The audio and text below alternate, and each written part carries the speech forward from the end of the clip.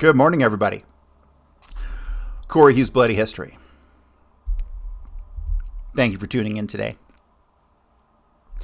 So, as usual, I got to start with the daily housekeeping, marketing nonsense, which I fucking despise. But I finally set up an account at Twitter, at x.com. So, I've avoided it forever because social media, while yes, being a marketing powerhouse, is also a completely and totally fucking degenerate cesspool of propaganda.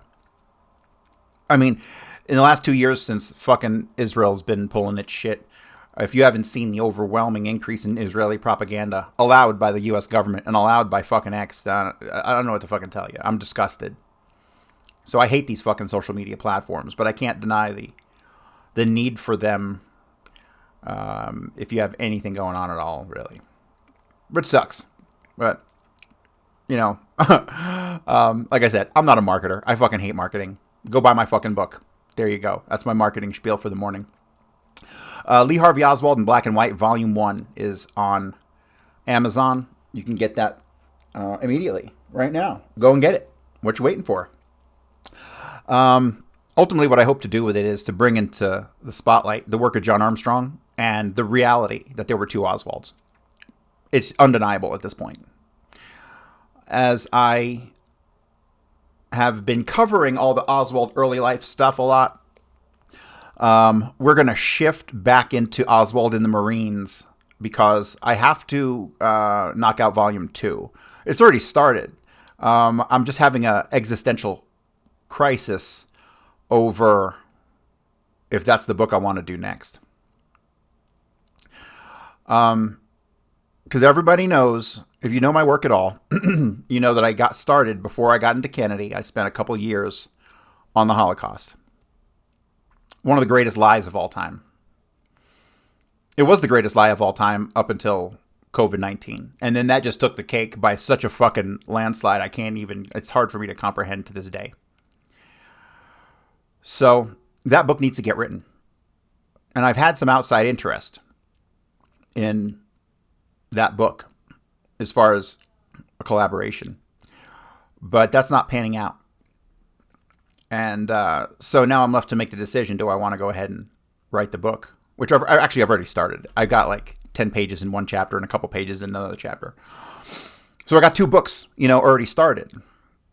Which is more important? What should I do next? My overwhelming gut tells me to do the Oswald book next. But everyone I talk to and all the feedback I get from everybody is I got to write the unwritable book. So that's my dilemma right now. I'm torn over what to do next. And all I'm doing in the meantime is inching my way through both or neither. You could look at it both ways. Fuck. By splitting my attention, I'm getting nothing done. You could look at it that way, which I'd say is completely valid. But my passion is Oswald. My passion is Oswald. It truly is. It has matured over the last 7 years from just wanting to know who was on the grassy knoll to having to know everything Lee Harvey Oswald and Harvey Lee Oswald did for their entire lives. So the next book, Volume 2, is on the Marines. And holy shit. It will make Volume 1 look like a warm-up, which really, in reality, it actually was the warm-up. The dual Oswald scheme, which persisted at minimum from 1945 onward, and possibly earlier, that we just don't know about. That's what I've got to work on for this book. I've got to get it done. That's what my gut tells me. So if you got an opinion, let me know which book to write next. I will take it to heart. But I'm going to be moving a lot back into the Marine stuff because it's utterly fascinating. And I don't know if you've seen my 5-hour presentation on Harvey Lee Oswald, but everybody should go watch it. All right, so today, what are we going to do? I'm looking at a document here, and it's got the name Martin Schrand on it. Martin Schrand. This is a Marine diary. Martin Schrand is an absolutely unbelievable story, sub-story in the life of Oswald. I think it's one of the most profound events in the life of Oswald. Oswald never in his life ever mentioned this, talked about it. We have no information from Oswald on this at all. This case revolves around Oswald. And yet, the documents that we are left with are scant. So, let me make this point. When a police agency does a standard homicide investigation, meaning someone gets killed, and we'll even wrap it up real nice and neat. It was a known suspect. The suspect was tracked down, arrested, and they have all the evidence, right? Just a case like that. Very simple. Someone shot somebody and fled. They caught him, and that's the whole case. That alone, you're looking at probably 1,000 to 1,500 pages.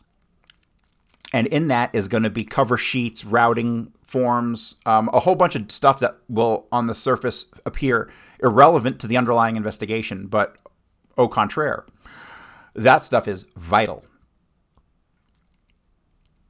But 1,500 pages, I'd say, is a average length of a homicide. The OJ the OJ murder trial stuff, that police report was probably 20,000 pages. Okay, just to give you a idea of what a homicide investigation report should look like. Every single document compiled on Martin Schrand we have here today, compiled by John Armstrong, and it's 58 pages. Okay. Oswald was a named suspect in the early investigation of the death of Martin Schrand, and we'll get into the details here momentarily. But we do not have a statement from Oswald. We do not have any investigation into Oswald. All we have are one or two statements that said Oswald was involved. And no real reason why. And I think this will probably take 2 days to get through. So I'm going to try to take my time on the small details and try to really emphasize that Martin Schrand, who ultimately, I believe, this is my hypothesis, Martin Schrand was one of the 5 guys assigned to be in Oswald's group that he was with since he left Jacksonville to go to Biloxi. And then most of them went overseas with him as well. A couple of them washed out. But Martin Schrand was killed. Martin Schrand was killed with his own gun on a military base during peacetime. And it was not a suicide. Okay? This case is mind-blowing to me. And this should be something that everybody knows about and everybody looks into. Because the government covered it up. Martin Schrand and, as we'll see, his brother, they got murdered. They got murdered while in the military during peacetime. Okay? So, and we have less than 50 pages of documents, give or take, So, this is a big deal. This is a really big deal. And I believe that the reason that Martin Schrand and his brother were murdered was because when it comes to them being in Corregidor and being in Subic Bay, Philippines, there is a time that there's an unusual overlap between both Oswalds being out in Philippines, one in Corregidor, one in Subic Bay, an overlap there, along with Martin Schrand, who's in the Marines, who is incidentally stationed at the same place with his brother, who is in the Navy. I don't know any circumstances surrounding that, but that was confirmed in the Missing Link book on Oswald's military record.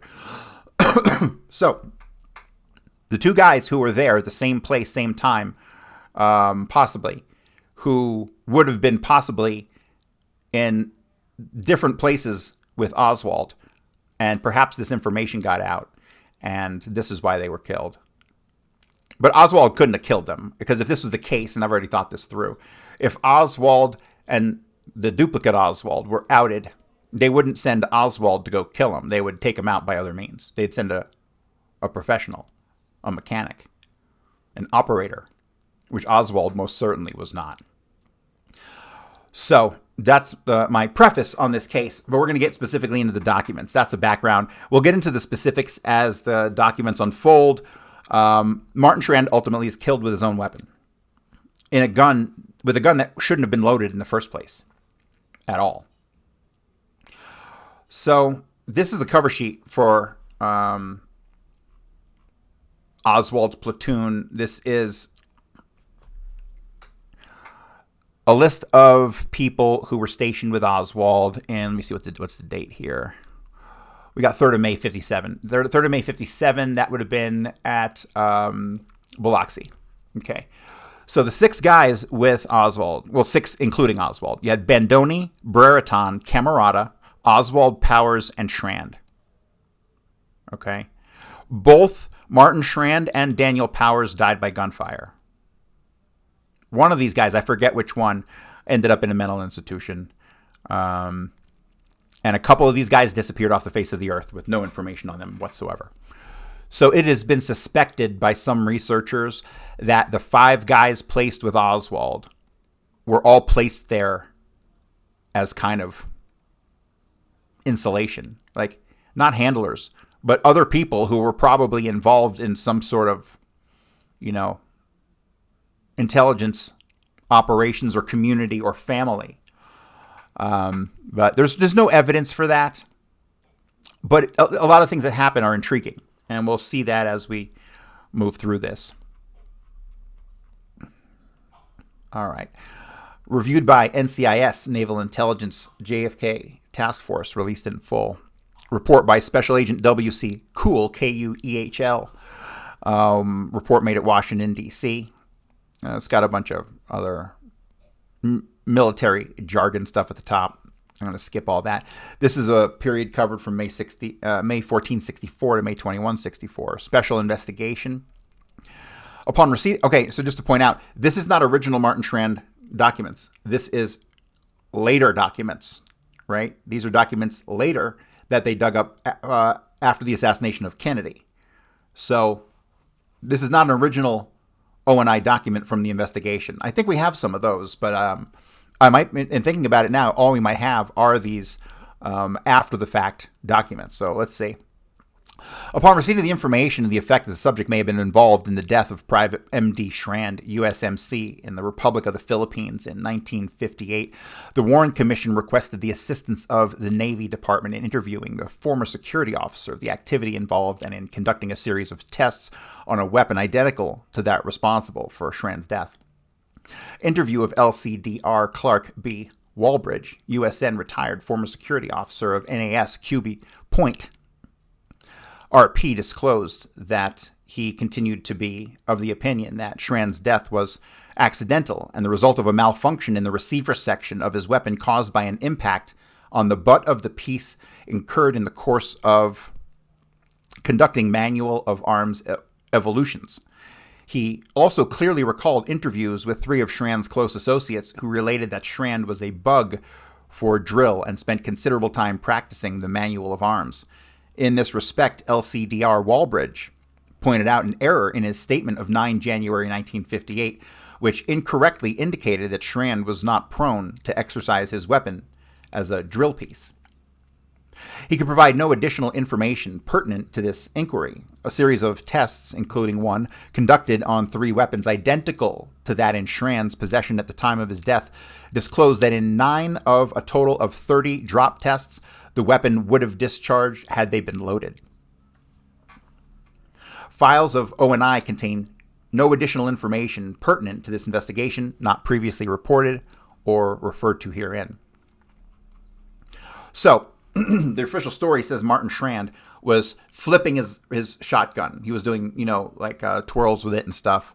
And he dropped it, and the butt of the gun hit the ground and fired directly back at him, striking him under, I forget if it's the left or right arm, but It came in underneath the armpit from a distance of 8 inches away. That's what the autopsy found, right? So imagine this. You're flipping your shotgun and it falls and the butt hits the ground and fires back at you. You'd think it would like blow your face off. But no.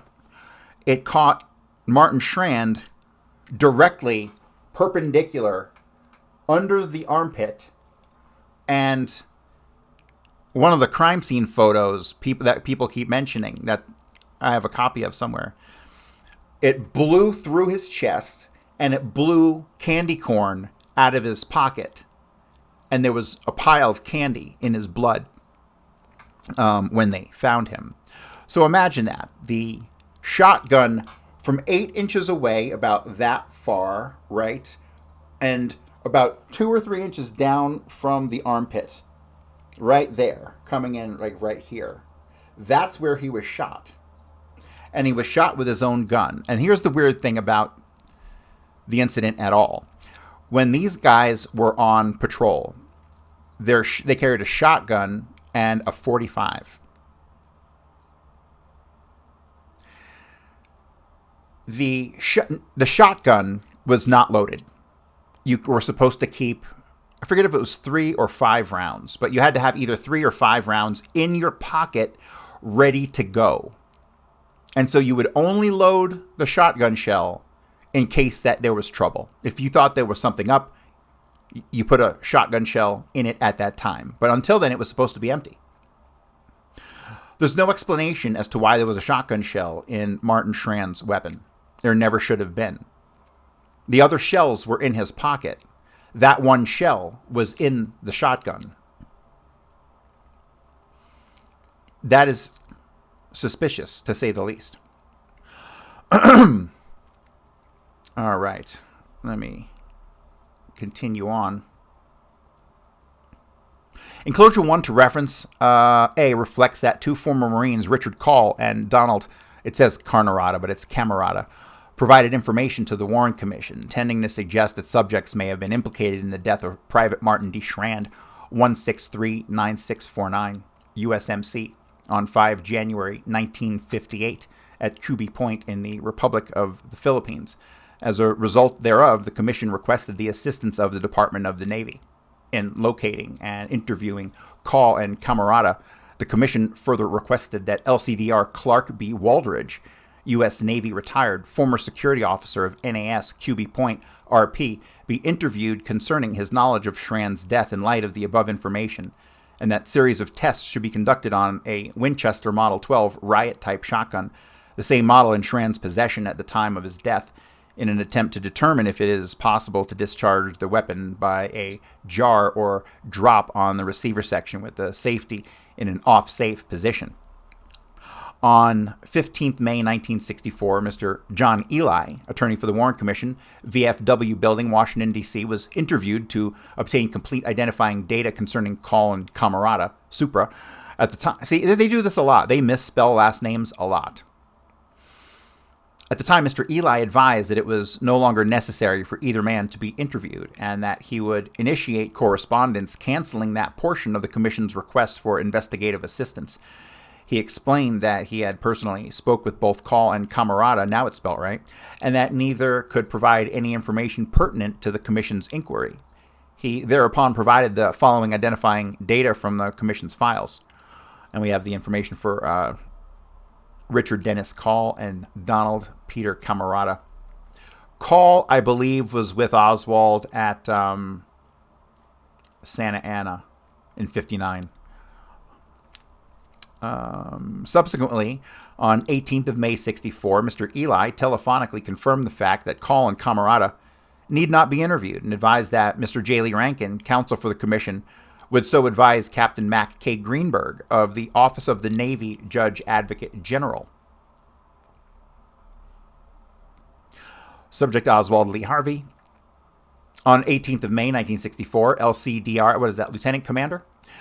Clark B. Waldridge, 351009, USN retired, residing at 3713 North looks like Glebe Road, Arlington, Virginia, was interviewed at ONI. At the onset of the interview, Lieutenant Commander Walbridge was advised of the nature of the inquiry and provided with a copy of the Schrand investigation for examination.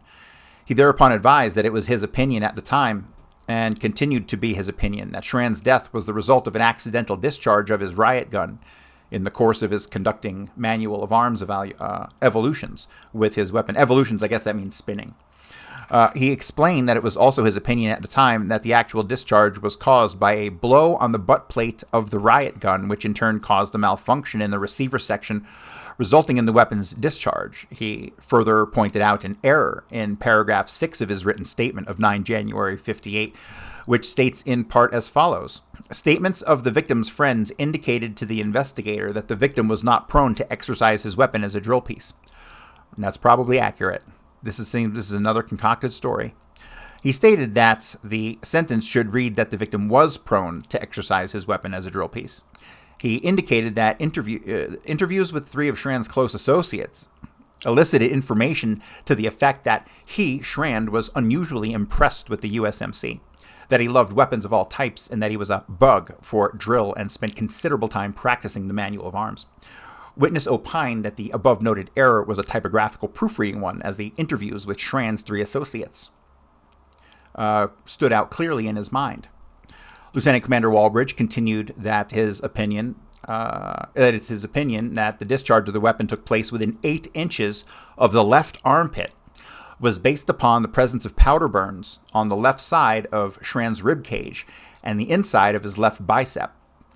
He stated that he measured these powder burns as beginning 8 inches from the left armpit. However, he went on to point out that, to the best of his knowledge, powder burning did not begin until a point approximately 6 inches beyond the muzzle of any weapon because of the lack of oxygen in the immediate proximity of the muzzle flame. That's bullshit. In view of this, he opined that the muzzle of the riot gun could have been as much as 14 inches away from the left armpit at the time of discharge. Lieutenant Commander Walbridge explained that there were many factors entering into his opinion as to the cause of Schrand's death, which included all the following facts and circumstances. He personally had the duty on the night in question and arrived at the scene within minutes of the accident. He immediately called in 3 other vehicles, patrols, and approximately 10 additional men who sealed off the general area and commenced a search for any persons in the vicinity. That search, as well as a second one of the following day, met with negative results. He further pointed out that an indigenous guard in a radio-controlled boat approximately 3/4 of a mile offshore, who heard the shot in question, reported no activity in the vicinity of the waterfront. Ooh, interesting. The riot gun in question had been issued to Schrand for the purposes of his watch. Upon arriving at the scene, witness found an expended shell in the chamber of that weapon and determined by the smell and taste that the weapon had been recently fired. To the best of his knowledge, Schrand's patrol was a single as opposed to a multiple, which precluded another shotgun even being in the general area, all of which led him to believe that Schrand was killed with his own weapon, notwithstanding the fact that this could not be positively ascertained by ballistics tests, as shotguns are not susceptible to such tests. In the actual, and I remember this from the original report, there's some interesting language used when describing the damage done to Schrand. The shotgun fires pellets, little tiny balls, a whole bunch of them, right? And individually, forensically, if someone is shot with a bullet, the report would read that the damage was inflicted by a missile. That's standard forensic language for a bullet or something that would have a trajectory that would come and kill you. The problem that I have in the actual report is that they do refer to the damages caused by the missile. The missile. It never mentions numerous missiles. We might come across it. It might be in these documents here. But it never mentions numerous missiles. It just says the missile, if my memory serves. So that's a problem. And we already know we're dealing with intelligence and we're dealing with fucking liars who have zero integrity. Okay? We have no idea how much of this story is fabricated by the powers that be to cover up his death. All right. Investigation disclosed that all of the wounds on Schrand's body were parallel to the vertical axis of his body. Also, the position of the powder burns supra indicated that Schrand's left arm was in a lowered attitude with the weapon between it and the left side of his body.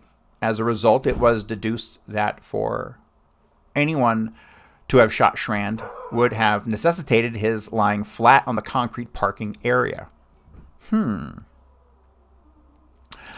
me reread that. Investigation disclosed that all the wounds on Schrand's body were parallel to the vertical axis of his body.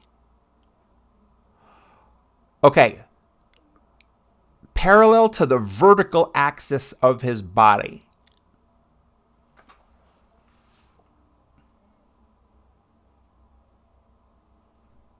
I don't understand what that means. So if I'm this way and the wounds were parallel, they would be the same way, right?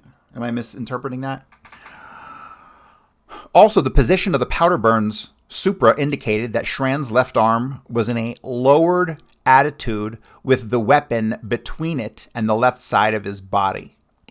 As a result, it was deduced that for anyone to have shot Schrand would have necessitated his lying flat on the concrete parking area. That I don't buy at all.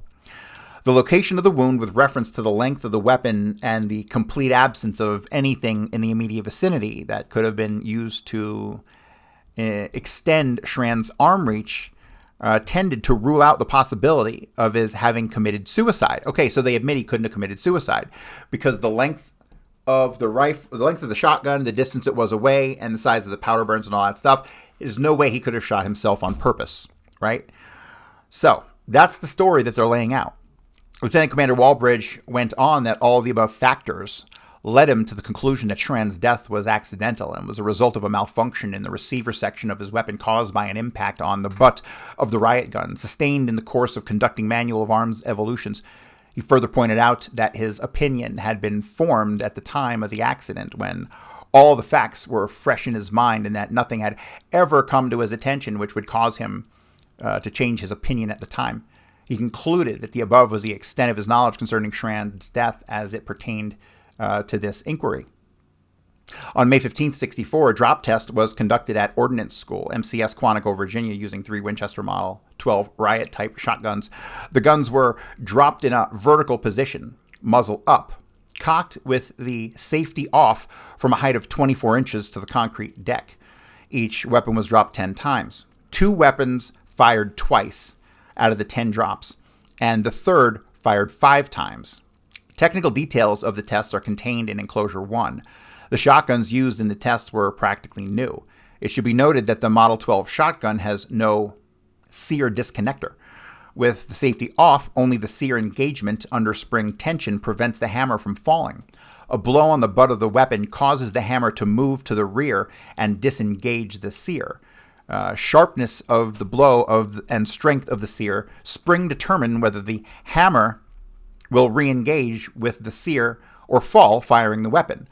Older, worn shotguns are more susceptible to accidental discharge by a blow on the butt than new ones. Dropping the shotgun on the receiver section was not considered valid inasmuch as the weapon's position would be parallel with the ground, and the wounds on Schrand's body indicate the weapon must have been in the vertical position.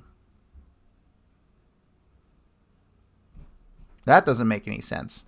Dropping the shotgun on the receiver section was not considered valid inasmuch as the weapon's position would be parallel with the ground, and the wound on Schrand's body indicates the weapon must have been in the vertical position.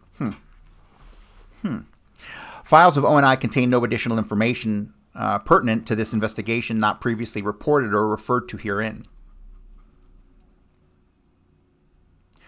On 18th of May 1964, Lieutenant Commander Clark B. Waldridge, 351009 USN, retired, residing at... All right, wait a minute, this is a duplicate? Yeah, this is a fucking duplicate. I hate when they do that stuff.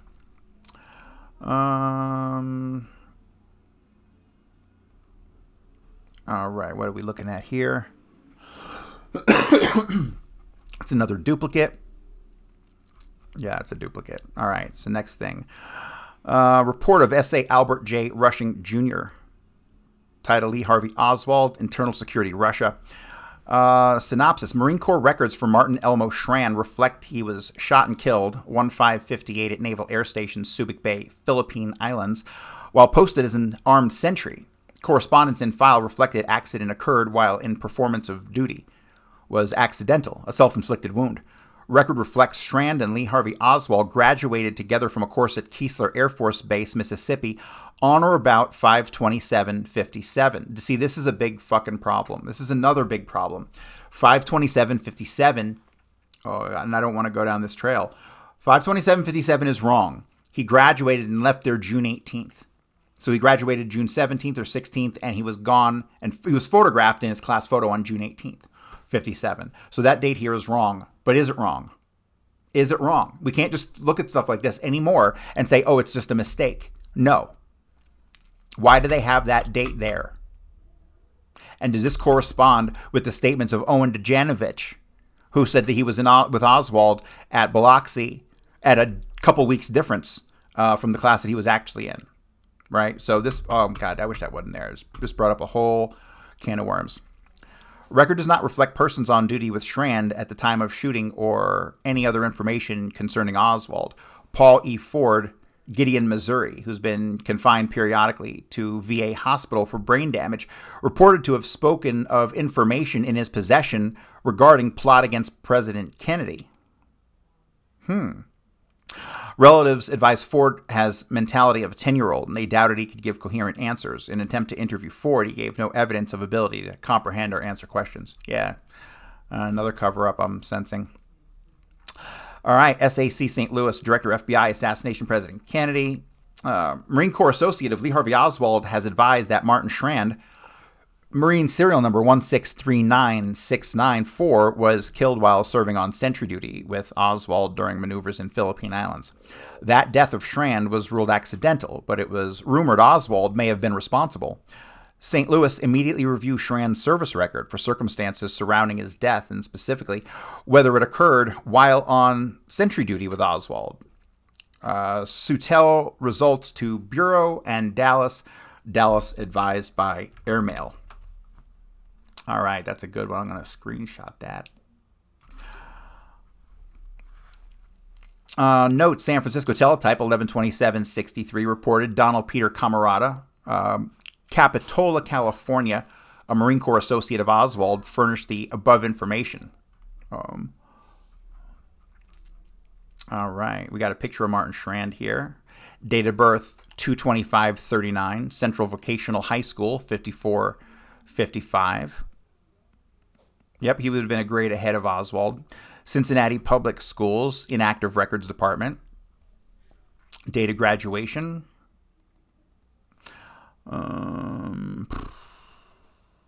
Interesting. All right. FBI, date not mentioned. Martin was pronounced dead upon arrival at the station hospital. Investigation has been completed, and it was determined that the accident occurred while in the performance of duty and was accidental, self-inflicted wound. Record contains statement from the Judge Advocate General dated June 13th, 58, concerning investigations, injuries, and deaths to a number of Naval and Marine Corps personnel, including Schrand, and stated the following. The Judge Advocate General holds that the deaths and injuries to the Naval and Marine Corps personnel named, including Schrand, were suffered in the line of duty and were not the result of their own misconduct. The Judge Advocate General further holds that the death and injuries sustained by personnel of the reserve components of the Naval and Marine Corps named were incurred while said reservists were employed on active duty or inactive duty training. Record reflected cause of death as wound, missile, left axilla. See, there we go. Wound, missile. That's not how you describe shotgun injuries. Wound, missile is how you describe a single gunshot. And nowhere in this report anywhere, or see, none of this has been original report yet, has it? This has all been reflection on original report. And that's significant. That's very significant. because they could have changed whatever they wanted to and covered it up. They seem to have wrapped it up really quickly. Record indicated that Schrand and Lee Harvey Oswald did graduate from the Aircraft Control and Warning Operator course, 3380 Technical Group, Keesler Air Force Base, Mississippi, on or about May 27, 57. With 4 other Marines, however, record failed to reflect persons on duty with Schrand at the time of death or any other information concerning Oswald. All right, what is this? This is sideways. I can't read it. In January 58, Powers rejoined the squadron, which included Oswald at QB Point. I think QB Point and Subic Bay are the same thing. Philippines, and according to Powers, is that Martin Schrand. See, they spell it wrong again. They spell Martin Shroud. What kind of fucking official military document is this? Martin Schrand was shot while on guard duty. Powers stated they actually, from first-hand information, he knows nothing of this. Okay. Yeah, I remember that statement.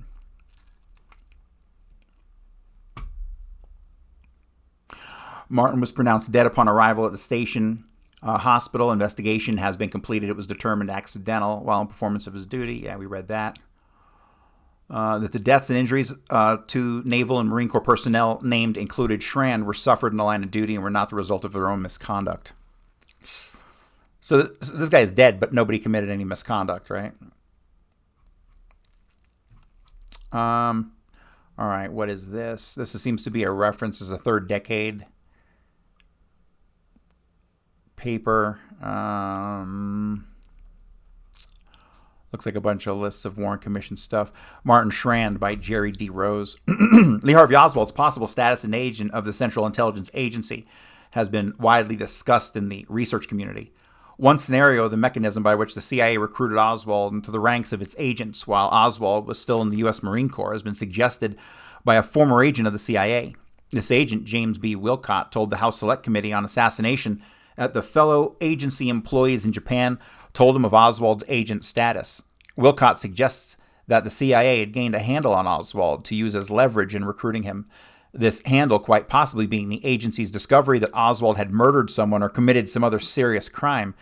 Anthony Summers uses this quote to resurrect the mystery surrounding the death of a Marine, Martin Schrand, in the Philippines in 1958, at the same time that Oswald was stationed there. So, that statement's grossly incorrect. It was way more than they were just stationed there. They were there together. Schrand died on guard duty while at the Naval Air Station at QB Point on January 5th, 1958. Summers quotes that the statement of another Marine, Donald Camarada, that there was a rumor that Oswald may somehow have been responsible for Schrand's death. Could this have been the CIA's handle on Lee Harvey Oswald?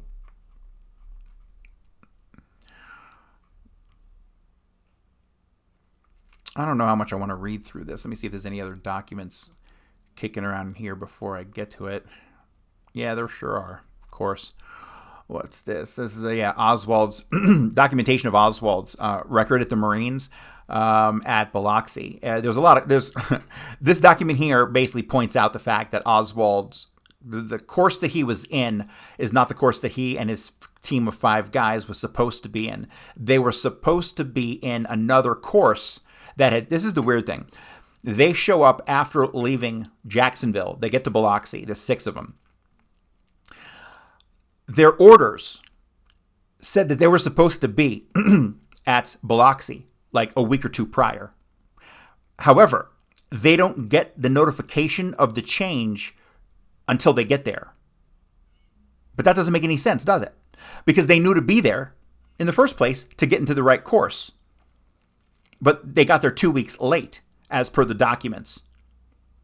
Right, you can see it here, 7th of May, 57. We have other documents indicating they were there before that.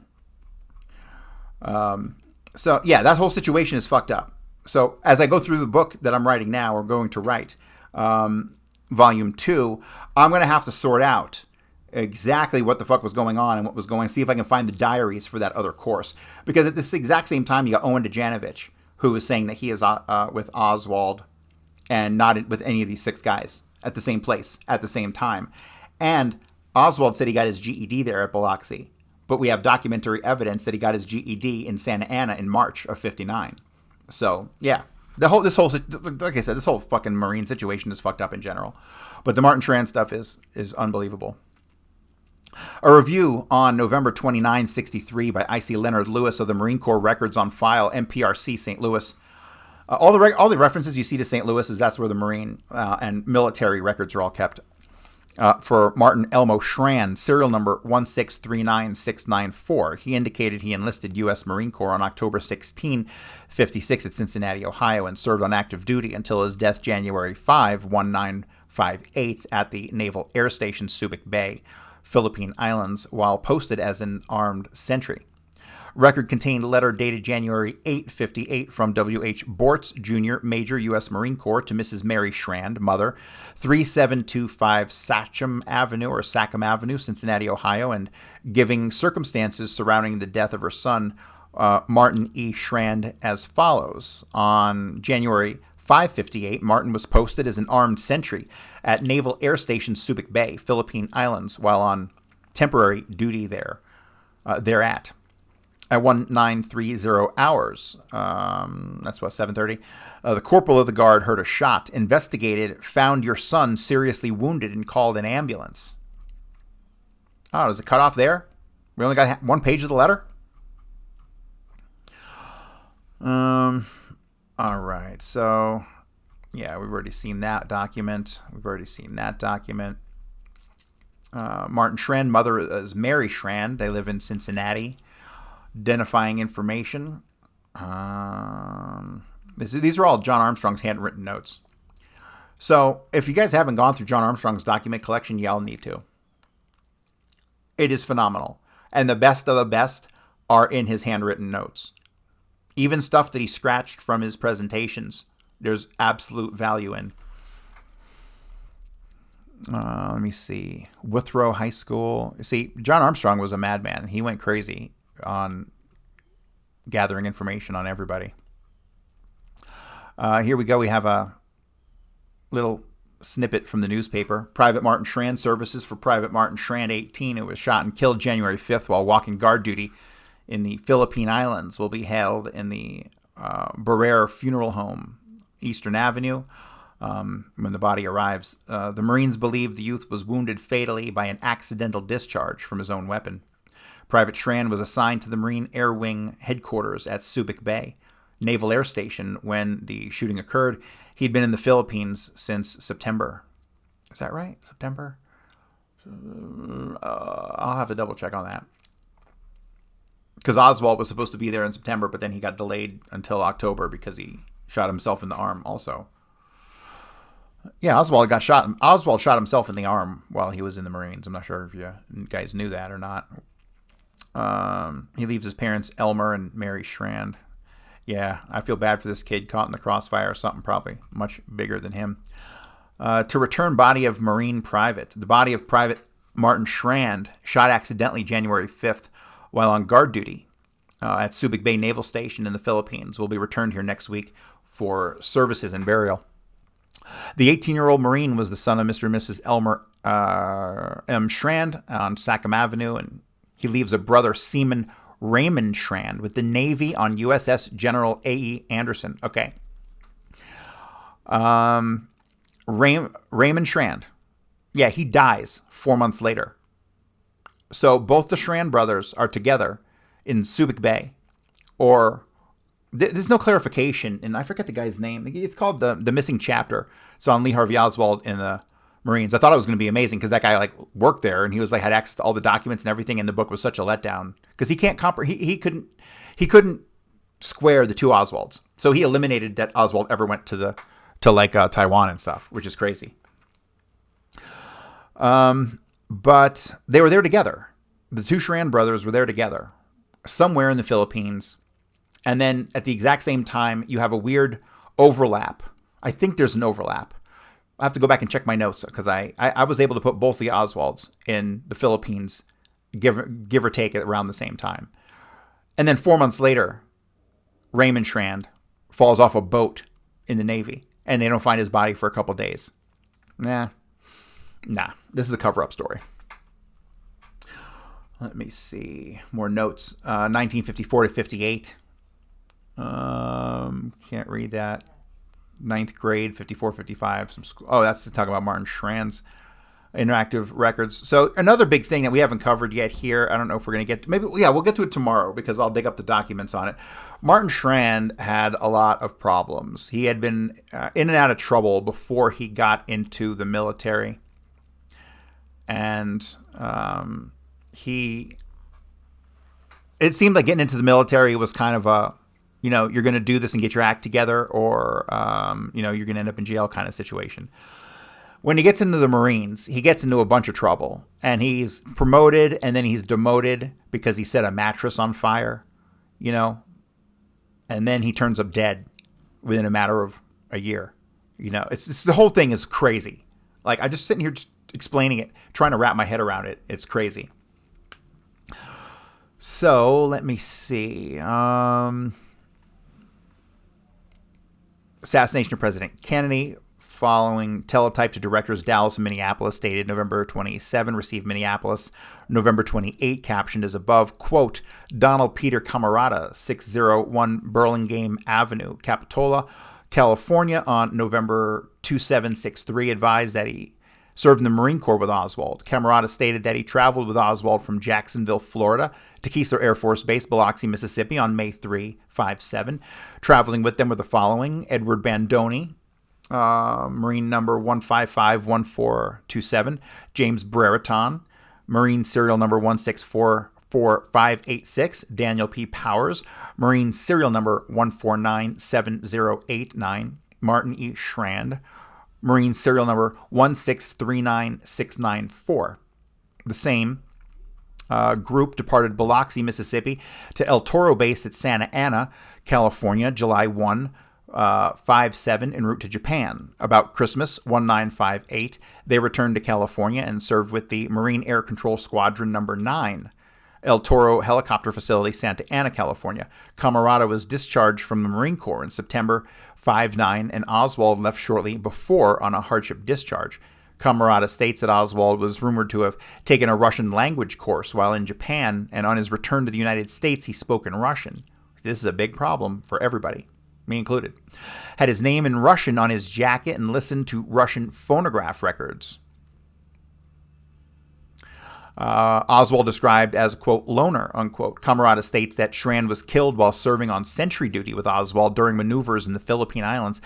The death of Schrand was ruled accidental, but it was rumored Oswald may have been responsible. Camarada states Daniel Powers was stationed in Atsugi, Japan with Oswald and may have information concerning Oswald's activities while in Japan. Powers' home is at Owatonna, Minnesota, and he was discharged from Marine Corps in 1958. Above interview of Camarada conducted by S.A. Orville and Molman on November 2, 763. Investigation Minneapolis Division discloses Powers now lives 4014 4th Avenue West, Menominee, Wisconsin. Telephone Cedar 2528. He's football and wrestling coach at Menominee High School. It was further ascertained Powers was in Minneapolis attended Minnesota-Wisconsin football game played at 10:30 a.m. November 28, and every effort was made to contact Powers here so that interview can be conducted here without delay, but with negative results. Powers' parents at Farmington, Minnesota contacted, and they advised Powers expected to return to his home in Menominee after game, and they did not expect a visit from him while in Minneapolis. Then something cuts off. Powers was interviewed by St. Paul Dispatch on November 25 last concerning his association with Oswald. Photostat of this news clipping being furnished Bureau, Dallas and Milwaukee. This date, Milwaukee contacted Powers at Menominee and conduct interview. All right.